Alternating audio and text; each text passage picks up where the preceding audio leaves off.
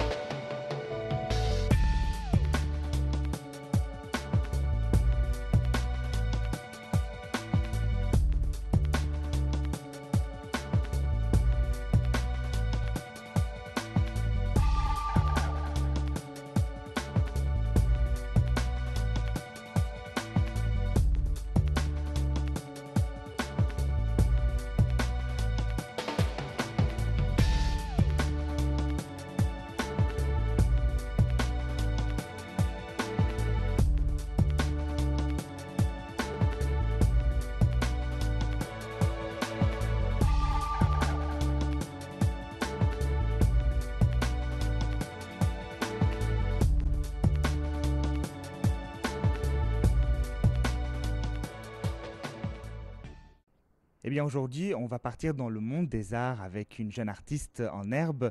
J'ai le plaisir d'avoir à mes côtés aujourd'hui Nourane Aref. Nourane, merci d'être à notre côté aujourd'hui. Merci d'être là, vous êtes les bienvenus aujourd'hui. La première question que j'ai envie de te poser, Nourane, c'est bien sûr de te présenter, tes passions, tes études. Je m'appelle Nouran Aref.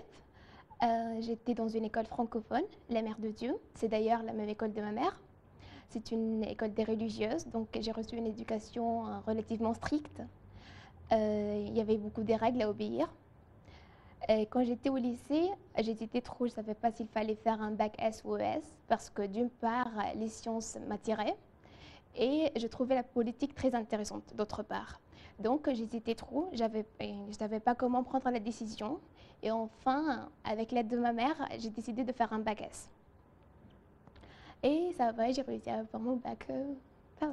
Dis-moi, tu étais chez les religieuses, tu as parlé d'éducation stricte. Je voudrais que tu me développes plus cette histoire. Comment tu vois cette histoire de sévérité dans l'éducation chez les religieuses? Parce que c'est vrai qu'elles sont réputées pour ça. Et voilà, bon, développe-moi un petit peu ce côté-là. Tout d'abord, c'est une école non mixte. On avait des règles qu'on n'a jamais vues, comme il faut aller attacher les cheveux, avoir des chaussettes blanches, de la même couleur, des chaussettes blanches, des chaussures noires, pas bleu marin, mais noir, des trucs comme ça. Ce sont des règles très spécifiques et très strictes, quoi.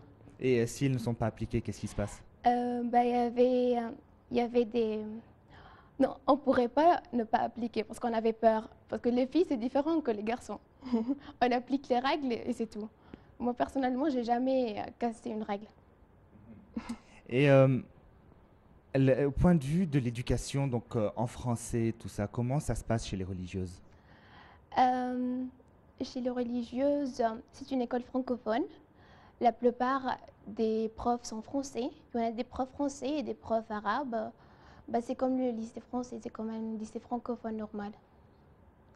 Mais les religieuses interviennent dans l'éducation elle-même. Et à part ça, non, c'est un lycée normal, quoi. Alors, hormis cette histoire de sévérité, est-ce que, bon, comme c'est une école catholique, Oui, d'accord, catholique. est-ce que vous aviez des enseignements religieux? Euh, C'était une école catholique, mais la plupart des élèves sont musulmans. Donc, il n'y avait pas un lien entre que le fait que l'école soit catholique et l'éducation qu'on a reçue. Mais on a appris à appliquer des règles et de respecter les religions et euh, de respecter l'autre, quoi. Parce que et je pourrais respecter la sœur, j'applique les règles de la sœur plus que les règles de ma maison. Et même si c'est pas ma religion, mais bon, j'ai appris à respecter l'autre. Mais dis-moi, quelles sont les règles que tu as apprises et que tu appliques jusqu'à maintenant? Jusqu'à maintenant, rien. Maintenant, je ne sais pas, c'est comment vivre, quoi. C'est la façon dont je vis. Il y a pas, moi, je me rappelle pas des règles en elles-mêmes, mais ça a changé la façon de ma vie, quoi. C'est comment vivre ce qu'on a appris. Alors, depuis quelque temps en Égypte, il y a ce qu'on appelle le bac français, c'est-à-dire que c'est en concordance avec l'éducation nationale égyptienne et l'éducation nationale française. Beaucoup d'écoles, l'école francophone notamment, bon, il y a la Mère de Dieu, puis il y a d'autres écoles francophones qui l'appliquent. Parle-moi de ce système et pourquoi tu as choisi le bac français qui n'a rien à voir avec le bac égyptien. Bah, le bac français, c'est différent, comme tu as dit. C'est différent du bac égyptien, mais euh, ça ouvre l'esprit. Parce que tu as pris, j'étais en train d'apprendre une culture très différente de la mienne, d'accepter des idées que je ne pourrais pas accepter avant, d'accepter des idées, on va dire, plus libérales, parce que nous sommes, comme tu le sais, dans une société un peu conservatrice, quoi. Enfin, j'ai commencé à accepter des idées un peu européennes. C'est bien, ça peut être bien ou pas, mais Euh, Ensuite, quand tu as eu donc ton bac, tu m'as dit que tu avais un bac S. oui. Quel est ton résultat? Ouais, on peut laisser tomber ça. On Alors, peut mettre à part ça. d'accord. Bon, après avoir eu ton bac S, est-ce que ça a été facile ou difficile d'intégrer une université égyptienne? C'était parce que j'étais acceptée un peu facilement dans la faculté de médecine ici à l'université du Caire. Donc j'ai pas confronté certaines difficultés. Non, non, c'était facile quoi. Mhm. Alors, on a parlé des études et on n'a pas parlé de tes passions. Mes passions c'est le dessin comme vous voyez. Je dessine ça fait une année et demie et je commençais à apprendre le dessin dans un centre qui regroupe plusieurs personnes qui n'ont pas, qui n'ont pas appris le dessin d'une manière professionnelle, mais qui ont une certaine passion de l'art, qui veulent développer l'art, développer le dessin, et qui sont d'âge, de cultures différentes. Et c'était très bien, c'était une expérience très bonne. Et hormis le dessin. Hormis le dessin, quand tu as appris le dessin, ton goût, le goût artistique, ça se développe. Parce que le goût, ça s'apprit. Et donc, après que j'ai commencé à dessiner, je commence à m'intéresser au cinéma aussi. Au cinéma, surtout, surtout les films de grande production, des films qui ont une vision différente, qui présentent quelque chose de nouveau. Je commence à m'intéresser à la musique, à la mise en scène, à des trucs, à la composition de la scène, à des trucs que pas n'importe qui peut prendre attention à ça, faire attention à ça. C'est parce que j'ai appris la composition dans l'art, dans le dessin, et ça a un lien avec ça, et ça a un lien à la musique aussi. Parce que l'art, c'est un bouquet, quoi. À propos de musique, tu aimes le flamenco, pourquoi? Oui, j'aime le flamenco, comme je t'ai dit, parce que ça, c'est un genre de musique très riche. Et ça, je ne sais pas, mais ça a un lien avec la musique arabe, quoi, avec surtout le mawel. Et moi, j'aime la musique de la Méditerranée parce que je trouve cet endroit est très riche, sa culture est riche et ça se voit dans la musique de la Méditerranée.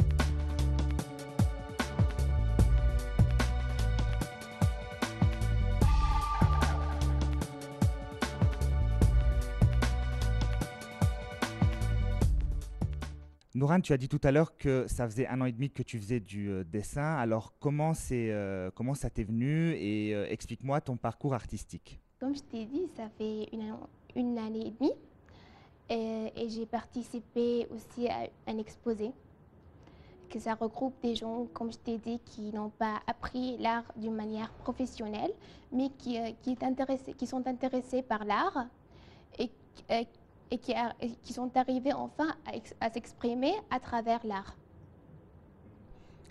Qu'est-ce que tu as appris dans ce centre et surtout, pourquoi tu as décidé de te lancer dans cette aventure? Parce que moi, j'aime le dessin. Ça fait dès mon enfance, j'aimais trop le dessin.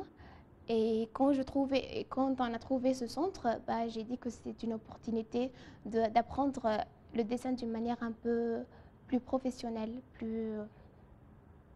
d'apprendre des techniques que je ne savais pas avant.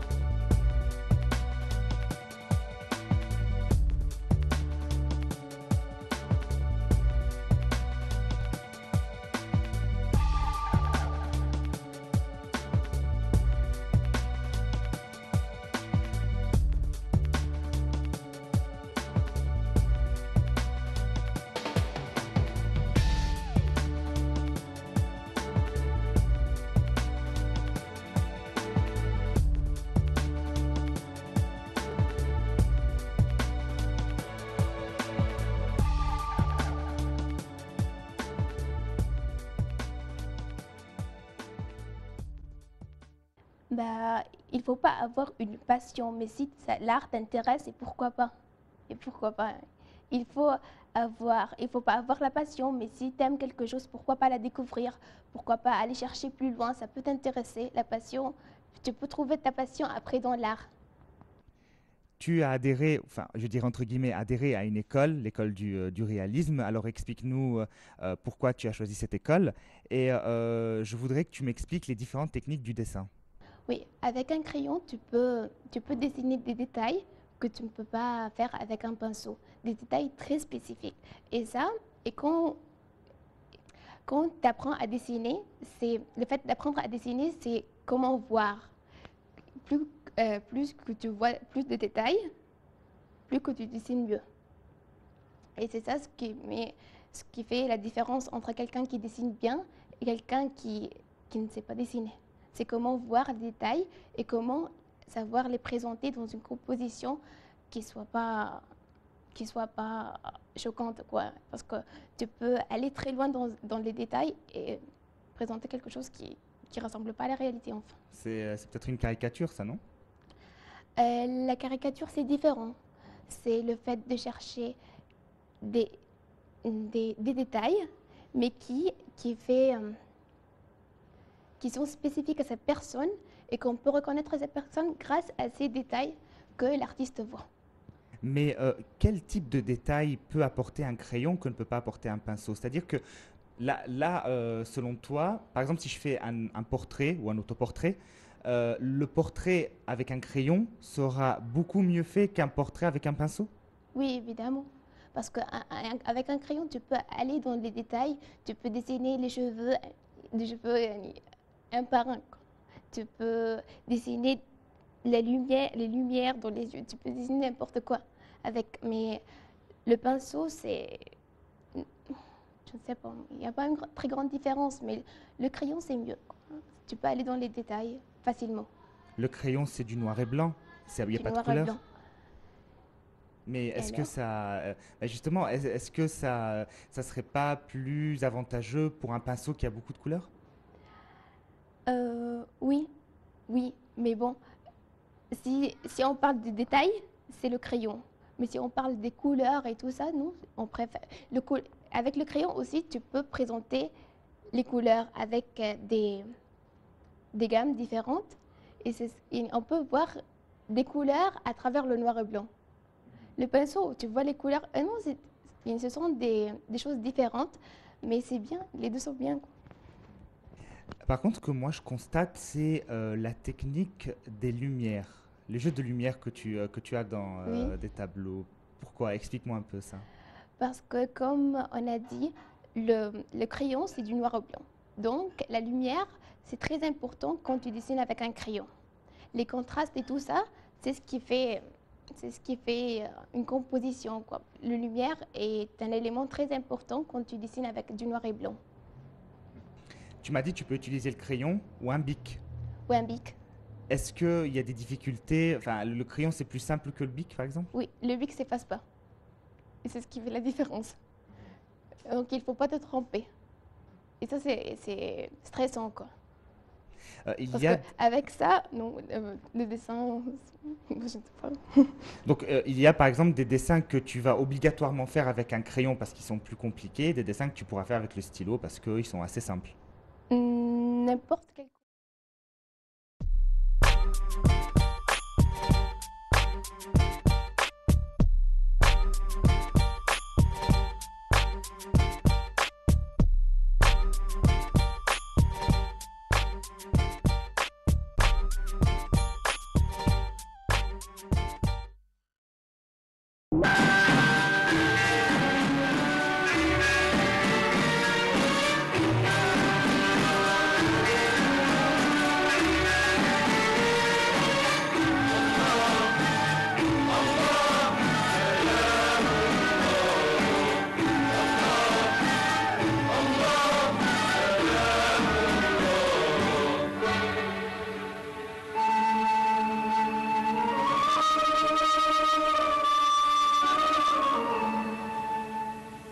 عليك سلام الله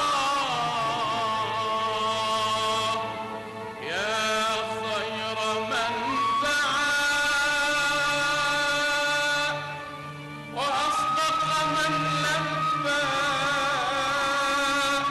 وأخلص من سعى سلام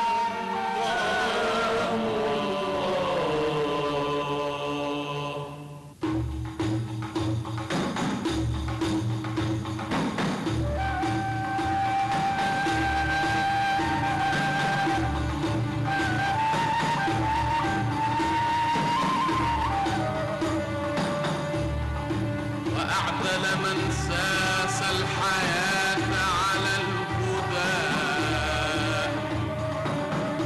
وأحزم من راض الخطوب وأشجع سلاما رسول الله ما هب مسلم وكبر بسم الله جهرا وأسمعا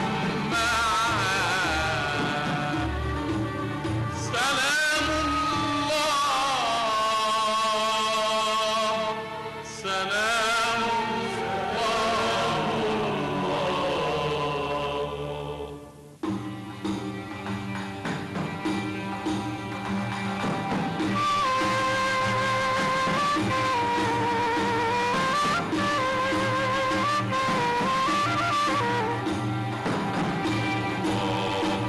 خف رجال للصلاة ونسوة صفوفا وقوفا في حمى الله خشعا إلى قبلة البيت العتيق عيونهم إذا رتل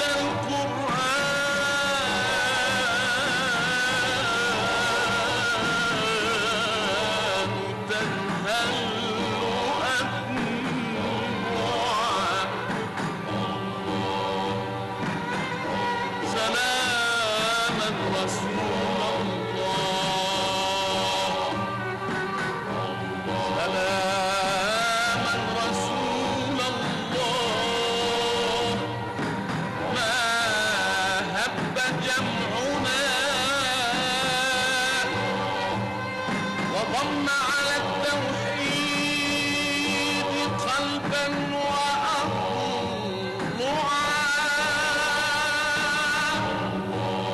وما وحد الصف العريق جهادنا وفي ساحة الفرقان قد شدنا معا أقيم على الإيمان والعلم فرحنا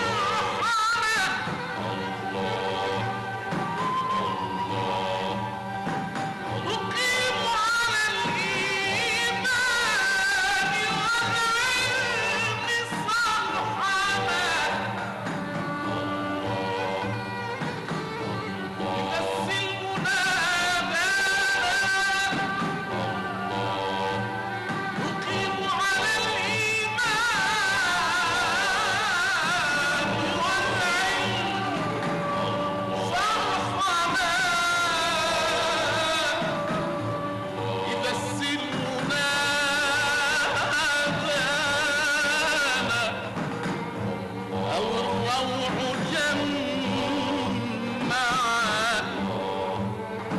بس المنادى أنا أو الروع جمعا.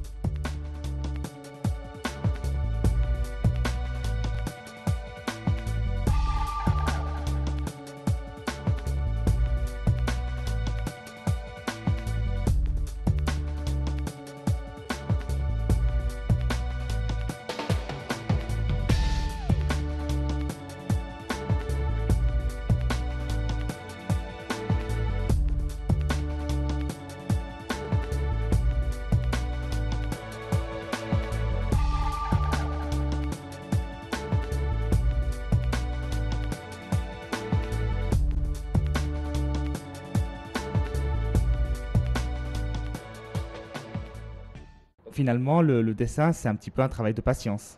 Oui. Et alors, avec le crayon, quand tu te trompes, est-ce que tu prends la gomme, tu effaces, ou il y a quand même des points à faire Non, sur on ne peut lesquels pas faire? effacer tout avec le crayon quand même. Il faut pas se tromper. On peut effacer je sais pas, mais des trucs très fines. Quelque chose de très fin, ça peut s'effacer. Mais en général, on ne peut pas effacer tout et recommencer. Mhm. Donc, quand même, tu pars avec une idée précise des choses, Oui, c'est évidemment. ça? Ou alors, est-ce que tu imites beaucoup ou tu préfères faire de ta propre imagination? Moi, je préfère jusqu'à maintenant imiter parce que c'est plus facile. C'est plus facile euh, et c'est plus facile. C'est ça. Est-ce que tu as des modèles que tu aimes particulièrement dessiner ou tu peux faire de tout? Moi, j'aime dessiner des verres, des bouteilles et des verres parce que avec la lumière, ça donne des contrastes très, très marquants. Et ça, c'est bien en dessinant avec le crayon, ça a quelque chose de beau. Tu as essayé un portrait? Un portrait, oui. Je peux vous les montrer après. D'accord, on verra ça après. Euh, tu m'as dit que tu aimes l'art et donc tu t'es lancé dans le dessin, mais le type d'art que tu aimes est tout autre. C'est quelque chose qui n'a rien à voir. C'est le baroque. Oui. Comme quand j'ai visité l'Italie, j'étais très passionnée avec le mouvement baroque. Mais jusqu'à maintenant, je ne peux pas faire des dessins baroques parce que, comme je t'ai dit, j'ai commencé le dessin, ça fait 1 année et demie seulement. Mais plus loin, ça m'intéresse le baroque, donc je vais développer ça après. Qu'est-ce qui te plaît dans le baroque? C'est c'est ce mix de réalisme avec le classique, avec le moderne. Non, c'est ce mix, c'est ça ce qui me plaît.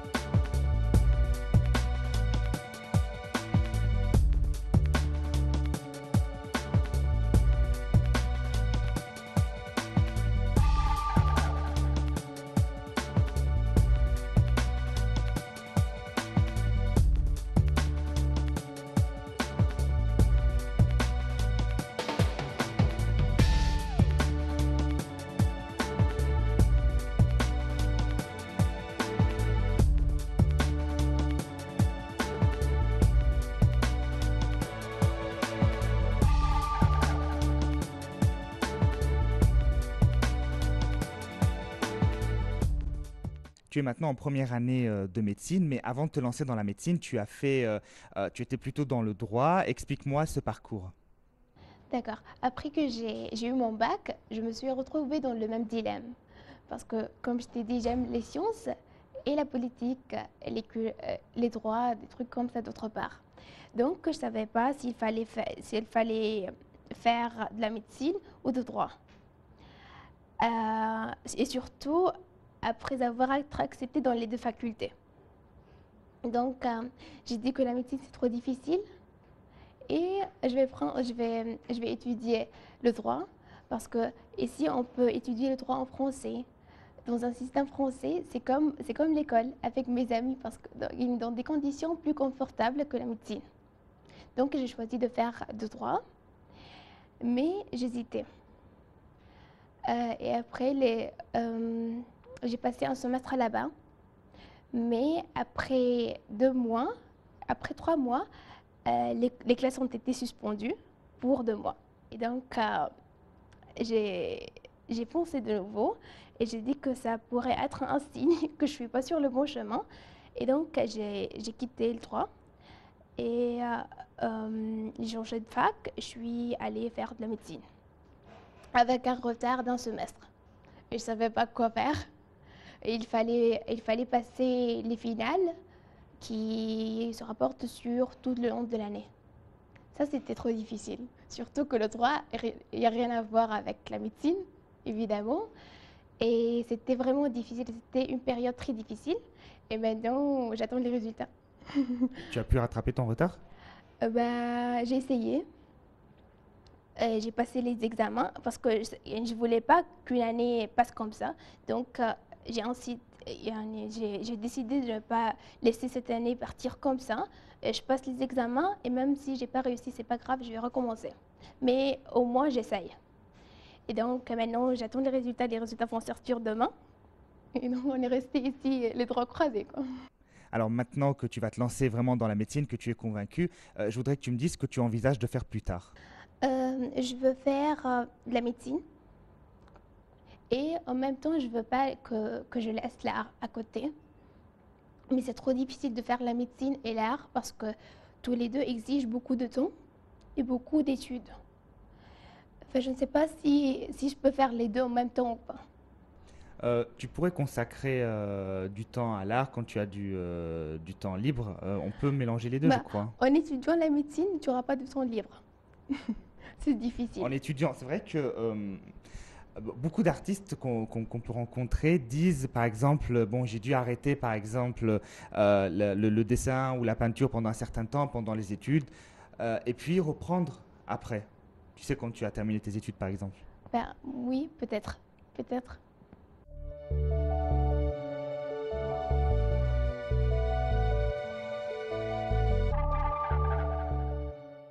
Je veux que je sois un psychiatre, mais mes parents ne veulent pas. Ils me disent que c'est pas une bonne spécialisation, c'est difficile.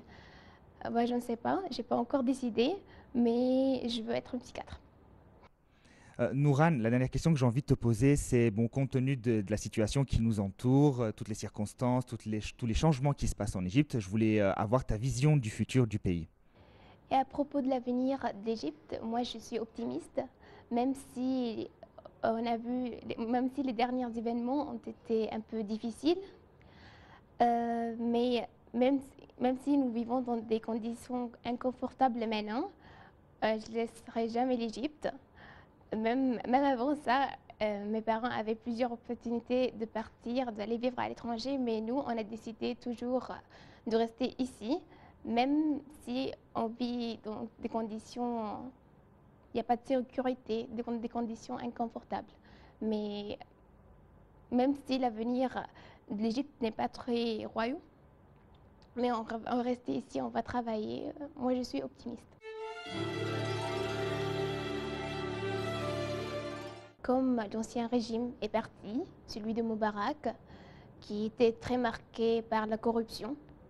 Donc le fait que ce régime est parti, même si le nouveau n'est pas très bon, mais le fait que ce régime est parti nous donne un certain espoir. Donc c'est pour cela que je suis un peu optimiste. Eh bien, Nouran, merci d'avoir été à notre côté aujourd'hui. Merci et merci à vous.